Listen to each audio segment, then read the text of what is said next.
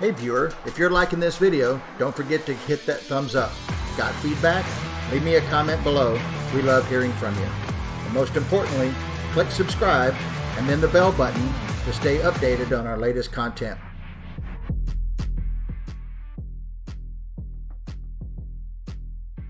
Morning. Okay, today what we're going to do is going to be a little bit more of a conceptual type video. There's going to be some technique taught in here too, but it's going to be more of a understanding this concept of what I like to call the power of three. Okay, a little history on this.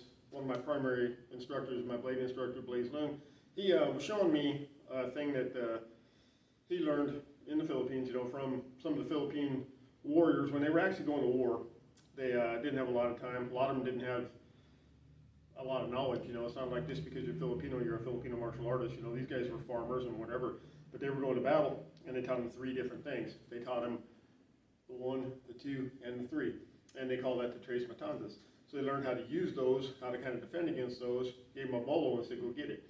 So again, as I always do, I overthink everything. So I took something so basic and I kind of ran with it, right? Started putting threes into everything I was doing, right? And that's kind of something I'm still continuing to evolve with.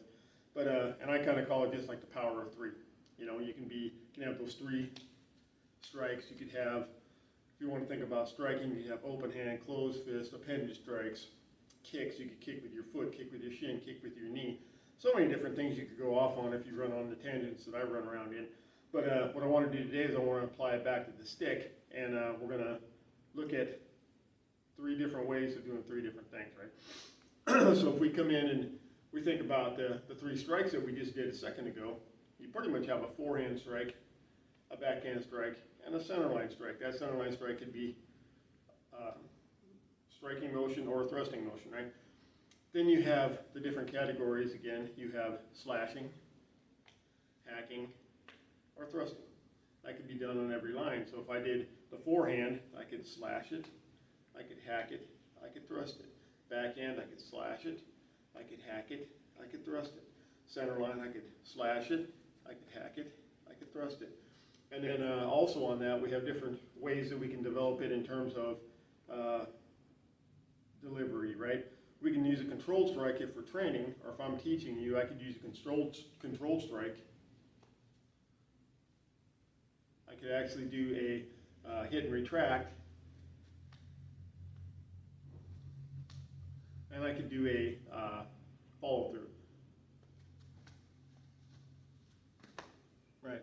So take those concepts and think about them and start applying them to what you do. So you have slashing, hacking, and thrusting.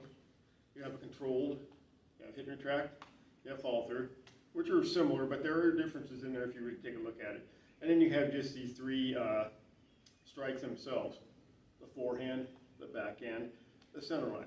So again, thinking on forehand, that doesn't just mean a forehand diagonal down. It could be a forehand horizontal, it could be a forehand upward, okay, it could be downward, okay, it could be upward. Okay, anything you're thinking on those lines, that could be thrusting.